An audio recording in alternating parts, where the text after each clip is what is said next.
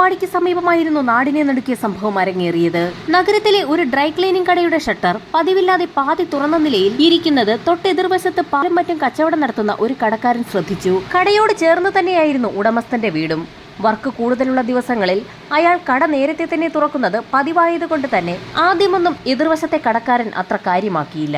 മണിക്കൂറുകൾ പിന്നിട്ടിട്ടും കട പൂർണ്ണമായും തുറക്കാത്ത സാഹചര്യത്തിൽ സംശയം തോന്നിയ ബേക്കറി ഉടമ ഡ്രൈ ക്ലീനിംഗ് കടയ്ക്ക് സമീപത്തെത്തുകയും ഷട്ടറിൽ കൊട്ടി ഒരുപാട് തവണ ഉടമസ്ഥനായ ലാലസനെ വിളിക്കുകയും ചെയ്തു. എത്ര വിളിച്ചു നോക്കിയിട്ടും അകത്തുനിന്നും മറുപടിയൊന്നും ലഭിക്കാത്ത സാഹചര്യത്തിൽ ബേക്കറി ഉടമ ഷട്ടർ മുകളിലേക്ക് ഉയർത്തി. പൊടുന്നനെയായിരുന്നു ഞെട്ടിക്കുന്ന ഒരു കാഴ്ച കണ്ടുകൊണ്ട് അയാൾ പിന്നിലേക്ക് മാറിയത്. കടയ്ക്കുള്ളിൽ ഡ്രൈ ക്ലീനിങ്ങിനായി കൊണ്ടുവന്ന ഡ്രസ്സുകൾ മുഴുവനും രക്തത്തിൽ കുളിച്ചു കിടക്കുന്നു. തുണിക്ക് സമീപത്തായി രക്തത്തിൽ കുളിച്ച് എന്തോ ഒന്ന് കിടക്കുന്നു. ഭയന്നുപോയ കടക്കാരൻ ഉടൻ തന്നെ പുറത്തേക്കിറങ്ങുകയും സമീപവാസികളെയൊക്കെ വിവരമറിയിക്കുകയും ചെയ്തു. കടയ്ക്കുള്ളിൽ എന്തോ വലിയ കുഴപ്പം സംഭവിച്ചിട്ടുണ്ടെന്ന് മനസ്സിലാക്കിയ നാട്ടുകാർ ഉടൻ തന്നെ വിവരം പോലീസിൽ അറിയിച്ചു.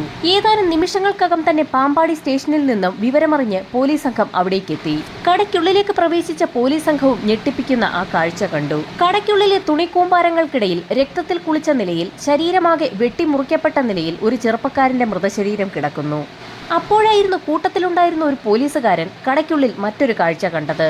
ആ കടയ്ക്കുള്ളിൽ ഒരു ഭാഗത്തായി പ്രായമുള്ള ഒരു സ്ത്രീയുടെയും പുരുഷന്റെയും മൃതദേഹങ്ങൾ വെട്ടി പരിക്കേൽപ്പിച്ച നിലയിൽ രക്തത്തിൽ കുളിച്ചു കിടക്കുന്നു. അവിടെ കൂടി നിന്ന ആളുകൾ ഉടൻ തന്നെ മൃതദേഹങ്ങൾ തിരിച്ചറിഞ്ഞു. കടയുടമയായ ലാലസണും ഭാര്യ ഹെൽത്ത് ഇൻസ്പെക്ടറായ പ്രസന്നകുമാരിയും അവരുടെ മകൻ പ്രവീണുമാണ് വെട്ടിനുറുക്കപ്പെട്ട നിലയിൽ കൊല്ലപ്പെട്ട് കടയ്ക്കുള്ളിൽ കിടക്കുന്നത്. തറയിലുള്ള രക്തവും മൃതദേഹങ്ങളിൽ പറ്റിപ്പിടിച്ചിരിക്കുന്ന രക്തവും കട്ട പിടിച്ചിട്ടുണ്ട്. ഇതിൽ നിന്നും 3 കൊലപാതകങ്ങളും നടന്നിട്ട് മണിക്കൂറുകൾ പിന്നിട്ടു എന്ന് പോലീസിന് വ്യക്തമായി. ലാലസനും കുടുംബത്തിനും പറയത്തക്ക ശത്രുക്കൾ ആരും തന്നെ ഇല്ല എന്ന് നാട്ടുകാരെ ചോദ്യം ചെയ്തതിൽ നിന്ന് പോലീസിന് വ്യക്തമായി. സംഭവം അറിഞ്ഞ് മണർകാട് സ്റ്റേഷനിൽ നിന്നും പോലീസ് സംഘം അവിടേക്ക് എത്തി. ഈ നിമിഷം മുതൽ അന്വേഷണ ചുമതല വഹിക്കുന്നത് മണർകാട് സ്റ്റേഷൻ പരിധിയിലുള്ള ആളുകളാണ്. സർക്കിൾ ഇൻസ്പെക്ടർ സാജു വർഗീസിന്റെ നിർദ്ദേശപ്രകാരം ഡോഗ് സ്ക്വാഡും ഫോറൻസിക് സംഘവും സംഭവസ്ഥലത്തേക്കെത്തി. മൃതദേഹങ്ങളിൽ മണം പിടിച്ച പോലീസ് നായ ആ കടയ്ക്കുള്ളിൽ പരതിയ ശേഷം കടയ്ക്ക് പിന്നിലുള്ള ലാലസന്റെ വീട്ടിലേക്കാണ് പോയത്. വീടിനകത്തെ അലമാരകളും മേശവലിപ്പുകളുമെല്ലാം തുറന്നിട്ട നിലയിലായിരുന്നു. പുറത്ത് ഡ്രൈ ക്ലീനിംഗ് ഷോപ്പിന്റെ ഡ്രോയും തുറന്ന നിലയിലായിരുന്നു. വളരെ വലിയൊരു മോഷണം തന്നെ നടന്നതായി പോലീസിന് വ്യക്തമായി. വീടിനുള്ളിലൊക്കെ മണം പിടിച്ച പോലീസ് നായ തിരികെ ഡ്രൈ ക്ലീനിംഗ് കടയ്ക്ക് സമീപം എത്തുകയും കോട്ടയം ഭാഗത്തേക്ക് ഓടുകയും ചെയ്തു. അവിടെ ഒരു ഓട്ടോ സ്റ്റാൻഡിന് സമീപമെത്തിയ പോലീസ് നായ കുറെ നേരം അവിടെ തന്നെ നിന്നു. ഇതിൽ നിന്നും കുറ്റവാളി അല്ലെങ്കിൽ കുറ്റവാളികൾ കൊലപാതകം നടത്തിയതിനു ശേഷം ആ ജംഗ്ഷനിലെത്തി അവിടെ നിന്നും വാഹനത്തിൽ കയറി പോയതാകാമെന്ന് പോലീസ് വിലയിരുത്തി. ആ സമയത്താണ് ഫോറൻസിക് സംഘം ഞെട്ടിക്കുന്ന ഒരു കാര്യം പോലീസിനെ അറിയിച്ചത്. കൊല ചെയ്യപ്പെട്ട പ്രസന്നകുമാരിയുടെ ഒരു ചെവി അറുത്തെടുത്ത നിലയിലായിരുന്നു. പ്രസന്നകുമാരിയുടെ ചെവിയിലുണ്ടായിരുന്ന കമ്മൽ ഊരിയെടുക്കാൻ കഴിയാത്ത സാഹചര്യത്തിലാണ് കുറ്റവാളി അവരുടെ ചെവി അറുത്തെടുത്തിരിക്കുന്നത്. ഈ സമയത്തായിരുന്നു ലാലസന്റെ ഇളയ മകൻ സംഭവമറിഞ്ഞ് അവിടേക്ക് എത്തിയത്. നിലവിളിച്ച് കരഞ്ഞുകൊണ്ട് കടയിലേക്ക് കയറാൻ ശ്രമിച്ച ആ ചെറുപ്പക്കാരനെ വളരെ ബുദ്ധിമുട്ടിയായിരുന്നു പോലീസ് സംഘം ആശ്വസിപ്പിച്ചത്. ശേഷം ലാലസന്റെ വീട്ടിലെത്തി നഷ്ടപ്പെട്ട സാധനങ്ങളുടെ ഒരു ലിസ്റ്റ് തന്നെ തയ്യാറാക്കി. അലമാരയ്ക്കുള്ളിൽ സൂക്ഷിച്ചിരുന്ന സ്വർണ്ണാഭരണങ്ങൾ, വാച്ചുകൾ, ടോർച്ചുകൾ, മോതിരങ്ങൾ എന്നിവയെല്ലാം നഷ്ടമായിട്ടുണ്ടെന്ന് ആ ചെറുപ്പക്കാരൻ മൊഴി നൽകി. ഇതിനു പുറമെ പ്രസന്നകുമാരിയുടെ ശരീരത്തിലുണ്ടായിരുന്ന മുഴുവൻ ആഭരണങ്ങളും മിസ്സായിട്ടുണ്ടെന്ന് മനസ്സിലായി. അലമാരകളിലും മേശവലിപ്പുകളിലും സൂക്ഷിച്ചിരുന്ന പണവും നഷ്ടമായിട്ടുണ്ട്. വളരെ വിപുലമായൊരു മോഷണം തന്നെയാണ് അവിടെ നടന്നിരിക്കുന്നത്. ലാലസനെയും കുടുംബത്തെക്കുറിച്ചും ഡ്രൈ ക്ലീനിംഗ് കടയെക്കുറിച്ചുമുള്ള കൂടുതൽ വിവരങ്ങൾ പ്രദേശവാസികളോടും തൊട്ടപ്പുറത്തുണ്ടായിരുന്ന കടക്കാരോടുമൊക്കെ പോലീസ് തിരക്കി തുടങ്ങി. ഈ സമയത്താണ് ലാലസന്റെ ഡ്രൈ ക്ലീനിംഗ് കടയിൽ ഒരു ജോലിക്കാരനുണ്ടായിരുന്നതായി ബേക്കറി ഉടമ പോലീസിന് മൊഴി നൽകിയത്. ഏകദേശം 9 മണിയോടുകൂടി എല്ലാ ദിവസവും അയാൾ ജോലിക്കെത്തുന്നത് പതിവാണ്. എന്നാൽ ഇന്ന് ഈ സമയം വരെ അയാൾ എത്തിയിട്ടില്ല. ജോലിക്കാരനെ കുറിച്ചുള്ള കൂടുതൽ വിവരങ്ങൾ ലാലസന്റെ ഇളയ മകനോട് പോലീസ് ചോദിച്ചു. ജയ്സിംഗ് എന്നാണ് അയാളുടെ പേര്. ഉത്തർപ്രദേശിലെ മധുരയാണ് സ്വദേശം. ഏകദേശം 2 മാസം മാത്രമേ ആയിട്ടുള്ളൂ അയാൾ ജോലിക്കെത്തിയിട്ട്. ഈ സമയത്ത് ഇൻക്വസ്റ്റ് നടപടികൾ പൂർത്തിയാക്കിയ ശേഷം മൃതദേഹങ്ങൾ പോസ്റ്റ്മോർട്ടത്തിനായി ഷിഫ്റ്റ് ചെയ്തു. അന്ന് വൈകുന്നേരം തന്നെ CI സംഘവും അതുവരെ ശേഖരിച്ച എല്ലാ വിവരങ്ങളും കേസ് ഫയലിൽ രേഖപ്പെടുത്തി. മോഷണ ശ്രമത്തിനിടയിലുള്ള കൊലപാതകമാണെന്നാണ് പ്രാഥമിക വിലയിരുത്തൽ. അന്വേഷണത്തിന്റെ ആദ്യഘട്ടമെന്നോണം കൊല്ലപ്പെട്ട 3 പേരുടെയും ഫോൺ രേഖകൾ പരിശോധിക്കുന്നതിനായി സൈബർ സെല്ലിന് നിർദ്ദേശം നൽകി. കോട്ടയം മെഡിക്കൽ കോളേജിൽ പോസ്റ്റ്മോർട്ടം നടപടികൾ പൂർത്തീകരിച്ച ഡോക്ടർമാർ വളരെ വിശദമായൊരു റിപ്പോർട്ട് തന്നെയാണ് പോലീസിന് നൽകിയത്. അതിൽ ഞെട്ടിക്കുന്ന ഒരു കാര്യം പ്രവീണിന്റെ പോസ്റ്റ്മോർട്ടം റിപ്പോർട്ടായിരുന്നു. കൊല്ലപ്പെട്ട സമയത്ത് പ്രവീണിന്റെ ശരീരത്തിൽ അതിശക്തമായി വൈദ്യുതാഘാതം ഏൽപ്പിച്ചിരുന്നു. അതോടൊപ്പം തന്നെ പ്രവീണിന്റെ മുഖത്ത് ആസിഡ് ഒഴിച്ച് പൊള്ളിച്ചിട്ടുമുണ്ട്. ഡ്രൈ ക്ലീനിംഗ് ആവശ്യത്തിനായി കരുതിയ ആസിഡാണ് പ്രവീണിന്റെ മുഖത്ത് ഒഴിച്ചിരിക്കുന്നത്. അതിനുശേഷമാണ് അയാളെ വെട്ടിക്കൊലപ്പെടുത്തിയിരിക്കുന്നത്. രാത്രി ഏകദേശം 11:30-ക്കും 12:30-ക്കും ഇടയിലാണ് 3 കൊലപാതകങ്ങളും നടന്നിരിക്കുന്നത്. ഈ സമയത്താണ് സൈബർ സെല്ലിൽ നിന്നും പോലീസ് സ്റ്റേഷനിലേക്ക് ഒരു ഫോൺ കോൾ എത്തുന്നത്. 3 പേരുടെയും ഫോൺ രേഖകൾ പരിശോധിച്ചതിൽ നിന്നും പ്രത്യേകിച്ചൊന്നും കണ്ടെത്താനായില്ല. എന്നാൽ അതിൽ 2 ഫോണുകളിലേക്ക് ഒരു നമ്പറിൽ നിന്നും കൊലപാതകങ്ങൾ നടക്കുന്നതിന് മുൻപ് കോളുകൾ വന്നിട്ടുണ്ട്. ലാലസന്റെയും പ്രവീണിന്റെയും ഫോണിലേക്ക് ഒരു ഹരിശങ്കർ ആയിരുന്നു കൊലപാതകങ്ങൾക്ക് മുൻപ് വിളിച്ചിട്ടുള്ളത്. കിംസ് ഹോസ്പിറ്റലിൽ വർക്ക് ചെയ്യുന്ന ഹരിശങ്കറിനെ ഉടൻ തന്നെ പോലീസ് ബന്ധപ്പെട്ടു. അയാൾ നടന്ന സംഭവങ്ങളെല്ലാം പോലീസിനോട് വ്യക്തമാക്കി. ഹോസ്പിറ്റലിന്റെ ഭാഗമായുള്ള തുണികളെല്ലാം തന്നെ ലാലസന്റെ കടയിലായിരുന്നു ഡ്രൈ ക്ലീനിങ്ങിനായി നൽകുന്നത്. രാത്രി 10 മണിയായിട്ടും തുണികൾ എത്തിക്കാത്ത സാഹചര്യത്തിലായിരുന്നു ഹരിശങ്കർ പ്രവീണിന്റെ ഫോണിലേക്ക് വിളിച്ചത്. എന്നാൽ ഫോൺ എടുത്തയാൾ ഹിന്ദിയിലെന്തോ സംസാരിച്ചതായാണ് ഹരിശങ്കർ പോലീസിനോട് പറഞ്ഞത്. അതൊന്നും മനസ്സിലാകാതെയിരുന്ന ഹരിശങ്കർ ഉടൻ തന്നെ ലാലസനെ വിളിച്ചു. ലാലസനെ വിളിച്ച സമയത്ത് 40 മിനിറ്റിനകം തുണികൾ എത്തിച്ചു നൽകാമെന്ന് അയാൾ മറുപടിയും നൽകി. രാത്രി 10 മണിക്ക് ശേഷം പ്രവീണിനെ വിളിച്ചപ്പോൾ ഏതോ ഹിന്ദിക്കാരൻ ഫോൺ അറ്റൻഡ് ചെയ്തു എന്ന് മനസ്സിലാക്കിയ പോലീസ് സംഘം ഉടൻ തന്നെ ആ ഡ്രൈ ക്ലീനിംഗ് ഷോപ്പിന് സമീപം എത്തുകയും പ്രവീണിന്റെ അനുജനെ ചോദ്യം ചെയ്യുകയും ചെയ്തു. ചോദ്യം ചെയ്യലിൽ നിന്നും അവരുടെ കടയിൽ ജോലിക്ക് നിൽക്കുന്ന ഹിന്ദിക്കാരനായ ജയ്സിംഗ് ആയിരിക്കാം ഒരുപക്ഷെ ഫോൺ എടുത്തതെന്ന് മനസ്സിലായി. ജയ്സിംഗ് അല്ലാതെ മറ്റ് ഹിന്ദി സംസാരിക്കുന്ന സുഹൃത്തുക്കളൊന്നും പ്രവീണിനില്ല എന്നുകൂടി അനുജൻ പറഞ്ഞപ്പോൾ പോലീസ് ആ സംശയം ഉറപ്പിച്ചു.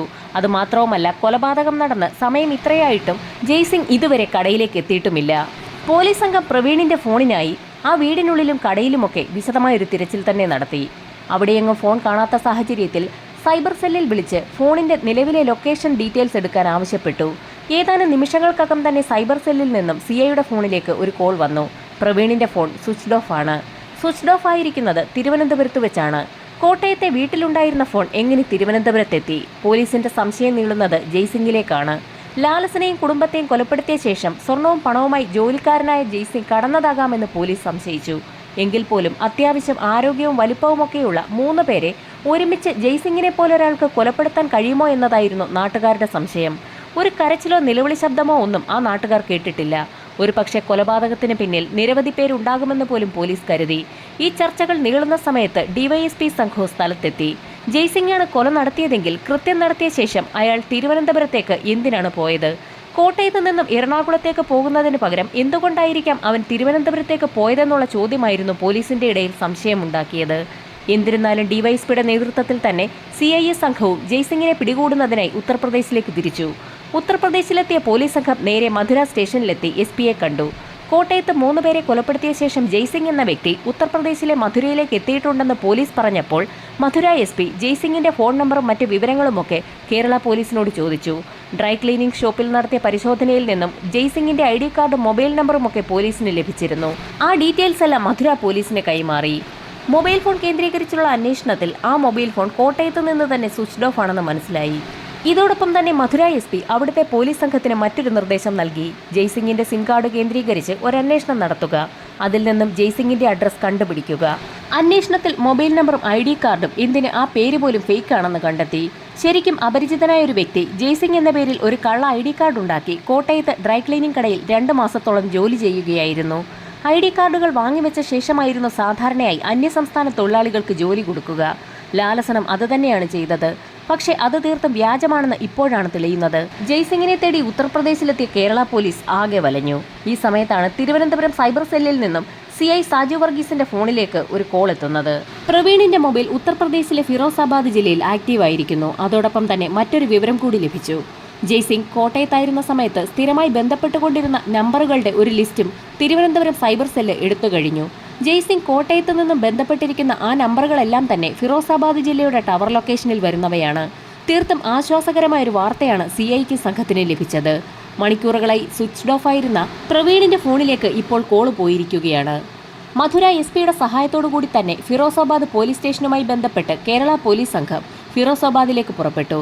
ഫിറോസാബാദ് SP നേതൃത്വത്തിൽ അവിടുത്തെ സൈബർ സെല്ലിൽ ആ നമ്പറുകളുടെ എല്ലാം ടവർ ലൊക്കേഷൻ എടുത്തു. ജയ്സിംഗിന്റെ സുഹൃത്തുക്കളുടെ നമ്പറുകളുടെ ഒരു ലിസ്റ്റ് തന്നെയാണ് ഇപ്പോൾ പോലീസിന്റെ കയ്യിലുള്ളത്.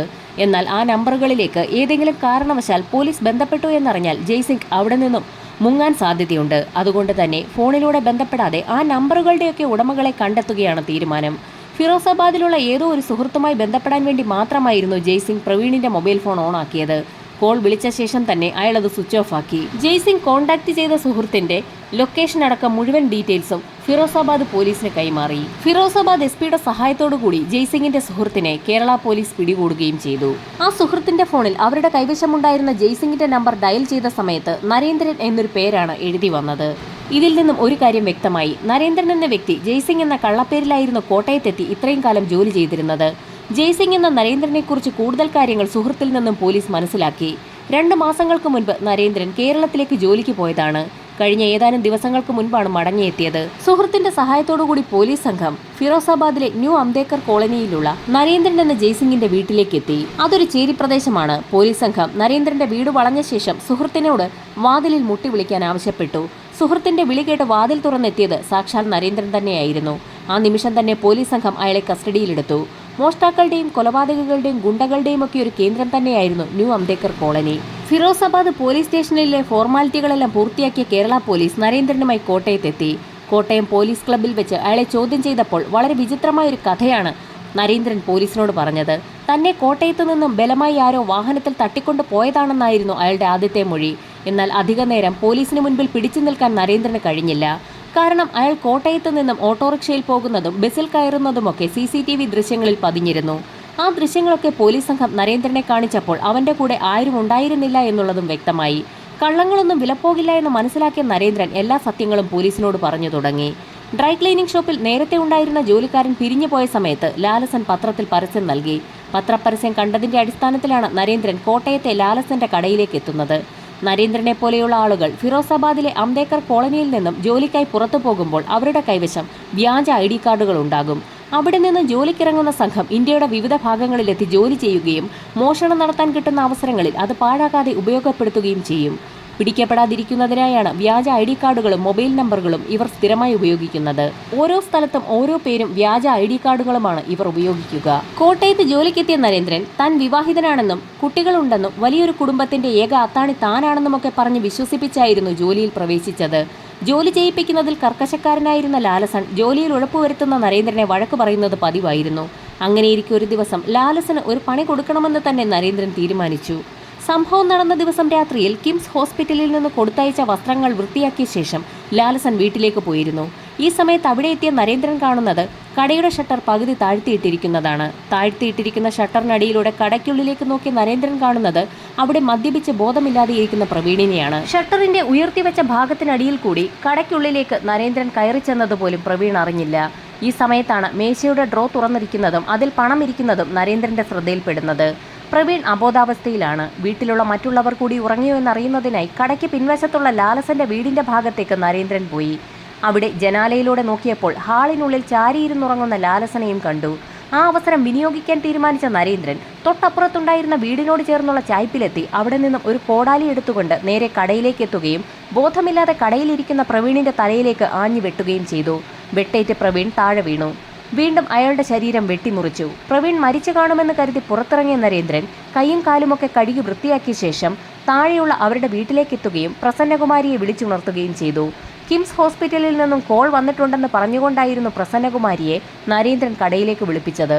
കടയ്ക്കുള്ളിലേക്ക് കയറിയ പ്രസന്നകുമാരിയെ പിന്നിൽ നിന്നും നരേന്ദ്രൻ കോടാലി കൊണ്ട് വെട്ടി വീഴ്ത്തി. വാ തുറന്നുറക്കെ കരയാൻ പോലും കഴിയും മുൻപ് തന്നെ പ്രസന്നകുമാരി അവിടെ വീണുപോയി. അവരുടെ മൃതദേഹം അവിടെ നിന്നും വലിച്ച് ഒരു മൂലയിലേക്ക് മാറ്റിയിട്ട ശേഷം കൈയും കാലുമൊക്കെ കഴുകി വൃത്തിയാക്കിയ നരേന്ദ്രൻ ലാലസന്റെ വീട്ടിലേക്കെത്തുകയും കിംസ് ഹോസ്പിറ്റലിലേക്ക് കൊണ്ടുപോകുന്നതിനായുള്ള തുണികൾ വൃത്തിയാക്കി പാക്ക് ചെയ്ത് വെച്ച വിവരം അറിയിക്കുകയും ചെയ്തു. ഇതിന് തൊട്ടു മുൻപായിരുന്നു കിംസ് ഹോസ്പിറ്റലിൽ നിന്നും ഹരിശങ്കർ എന്ന വ്യക്തി ഹോസ്പിറ്റലിൽ നിന്ന് നൽകിയ തുണിയുടെ വിവരം അന്വേഷിക്കാനായി വിളിച്ചത്. ഹോസ്പിറ്റലിലേക്ക് കൊണ്ടുപോകുന്നതിനുള്ള തുണികളൊക്കെ പാക്ക് ചെയ്ത് വെച്ചതായി നരേന്ദ്രൻ അറിയിച്ചതിനെ തുടർന്നായിരുന്നു ലാലസൻ കടയിലേക്ക് എത്തിയത്. പ്രസന്നകുമാരിയെയും പ്രവീണിനെയും അടിച്ചു വീഴ്ത്തിയതുപോലെ തന്നെ കടയ്ക്കുള്ളിലേക്ക് കയറിയ ലാലസനെയും പിന്നിൽ നിന്നും നരേന്ദ്രൻ അടിച്ചു വീഴ്ത്തി. ലാലസന്റെ മരണം ഉറപ്പിക്കുന്നതിനായി നരേന്ദ്രൻ അയാളുടെ ശരീരം മുഴുവൻ വെട്ടിനുറുക്കി. ഈ സമയത്താണ് പ്രവീണിന്റെ ശരീരത്തിന് അനക്കമുണ്ടെന്ന് നരേന്ദ്രൻ തിരിച്ചറിയുന്നത്. ഈ സമയത്ത് കടയിലുണ്ടായിരുന്ന ഡ്രൈ ക്ലീനിങ് ആവശ്യത്തിനായി വെച്ചിരുന്ന ആസിഡ് എടുത്ത് പ്രവീണിന്റെ മുഖത്തേക്ക് ഒഴിക്കുകയായിരുന്നു. പ്രവീണിന്റെ മരണം ഉറപ്പാക്കുന്നതിനായി അവിടെ കണ്ട 2 വയറുകൾ പ്ലഗിലേക്ക് കൊടുത്ത് വയറിന്റെ ഒരറ്റം പ്രവീണിന്റെ പുറത്ത് വെച്ച് ഷോക്കടിപ്പിക്കുകയും ചെയ്തു. അങ്ങനെയായിരുന്നു പ്രവീൺ മരണപ്പെട്ടത്. 3 പേരുടെയും മരണം ഉറപ്പാക്കിയ നരേന്ദ്രൻ ഡ്രൈ ക്ലീനിങ് ഷോപ്പിലെ മേശവലിപ്പിലുണ്ടായിരുന്ന പണം കൈക്കലാക്കി. അതിനുശേഷം പ്രസന്നകുമാരിയുടെ ശരീരത്തിലുണ്ടായിരുന്ന ആഭരണങ്ങൾ ഓരോന്നായി അഴിച്ചെടുത്തു. കൂട്ടത്തിൽ ഒരു കാതിലെ കമ്മൽ അഴിച്ചെടുക്കാൻ കഴിയാതെ വന്ന സാഹചര്യത്തിലായിരുന്നു നരേന്ദ്രൻ ഡ്രൈ ക്ലീനിങ് ഷോപ്പിനകത്തുണ്ടായിരുന്ന കത്തി ഉപയോഗിച്ച് പ്രസന്നകുമാരിയുടെ ചെവി മുറിച്ചെടുത്തത്. അവിടെ നിന്നും പുറത്തിറങ്ങിയ നരേന്ദ്രൻ പിന്നിലുള്ള ലാലസന്റെ വീട്ടിലെത്തുകയും മുറിക്കകത്തുണ്ടായിരുന്ന ഒരു ട്രോളി ബാഗ് കൈവശപ്പെടുത്തി അലമാരകൾ തുറന്ന് സ്വർണവും പണവുമെല്ലാം ആ ട്രോളി ബാഗിനുള്ളിലേക്ക് നിറയ്ക്കുകയും ചെയ്തത്. പോലീസിനെ തെറ്റിദ്ധരിപ്പിക്കുന്നതിനായി അലമാരിയിലുണ്ടായിരുന്ന ചില ഫയലുകൾ കൂടി നരേന്ദ്രൻ കൈവശപ്പെടുത്തി. അവിടെ നിന്നും പുറത്തിറങ്ങിയ നരേന്ദ്രൻ ഡ്രൈ ക്ലീനിംഗ് ഷോപ്പിനുള്ളിലേക്ക് കടന്നെത്തുകയും പ്രവീണിന്റെ പോക്കറ്റിലുണ്ടായിരുന്ന അയാളുടെ മൊബൈൽ ഫോൺ കൈവശപ്പെടുത്തിയ ശേഷം അവിടെ നിന്ന് കോട്ടയം ഭാഗത്തേക്ക് അതുവഴി വന്ന ഒരു ഓട്ടോയിൽ കയറി പോവുകയും ചെയ്തു. ഉത്തർപ്രദേശിലെ നരേന്ദ്രന്റെ വീട് സെർച്ച് ചെയ്ത പോലീസ് സംഘത്തിന് നരേന്ദ്രന്റെ വീട്ടിൽ നിന്ന് മോഷണം പോയ സ്വർണ്ണാഭരണങ്ങൾ അവിടെ നിന്ന് കണ്ടെത്താനായി. ഇതോടൊപ്പം തന്നെ പ്രസന്നകുമാരിയുടെ അറുത്തെടുക്കപ്പെട്ട നിലയിലുള്ള ഒരു ചെവി അവിടെ നിന്ന് കിട്ടി. 90 ദിവസത്തിനകം തന്നെ കേസ് പൂർത്തിയാക്കി കുറ്റപത്രം കോടതിയിൽ സമർപ്പിച്ചു. 51 തെളിവുകളായിരുന്നു പ്രോസിക്യൂഷൻ കോടതിയിൽ ഹാജരാക്കിയത്. അതിനു പുറമെ 72 സാക്ഷികളെ കൂടി കോടതിയിൽ ഹാജരാക്കി. ഈ കേസിൽ നരേന്ദ്രനെ കോട്ടയം സെഷൻസ് കോടതി വിധിച്ചത് വധശിക്ഷയായിരുന്നു. അങ്ങനെ ജയിലിലാക്കപ്പെട്ട നരേന്ദ്രൻ അവിടെ വെച്ച് കെൽട്ടൂൺ നടത്തിയ ഒരു കോഴ്സിൽ ഡിപ്ലോമയും നേടി. അതിനിടെ വധശിക്ഷയ്ക്കെതിരെ ഹൈക്കോടതിയിൽ അപ്പീലും നൽകി. അപ്പീൽ പരിഗണിച്ച ഹൈക്കോടതി ഞെട്ടിക്കുന്നൊരു വിധി പ്രഖ്യാപനമാണ് ഇപ്പോൾ നടത്തിയിരിക്കുന്നത്. ജയിലിലാക്കപ്പെട്ടിട്ടും നരേന്ദ്രന്റെ പഠിക്കാനുള്ള താല്പര്യവും ഡിപ്ലോമയും ഒക്കെ കണക്കിലെടുത്ത് നരേന്ദ്രന്റെ വധശിക്ഷ ഹൈക്കോടതി ജീവപര്യന്തമാക്കി കുറച്ചു. എന്നാൽ നരേന്ദ്രന്റെ ജീവപര്യന്തം വീണ്ടും വധശിക്ഷയാക്കണമെന്നാവശ്യപ്പെട്ടുകൊണ്ട് കേരള പോലീസ് ഇപ്പോൾ സുപ്രീം കോടതിയിൽ ഹർജി ഫയൽ ചെയ്തിരിക്കുകയാണ്. സുപ്രീം കോടതിയുടെ നിർണായക വിധി പ്രഖ്യാപനം ചുരുങ്ങിയ ദിവസങ്ങൾക്കുള്ളിൽ തന്നെ കേസ് തെളിയിച്ച കേരള പോലീസിനെ അനുകൂലിക്കുമോ അതോ നരേന്ദ്രനെ അനുകൂലിക്കുമോ എന്നുള്ളത് വരും ദിവസങ്ങളിൽ തന്നെ അറിയാൻ കഴിയും.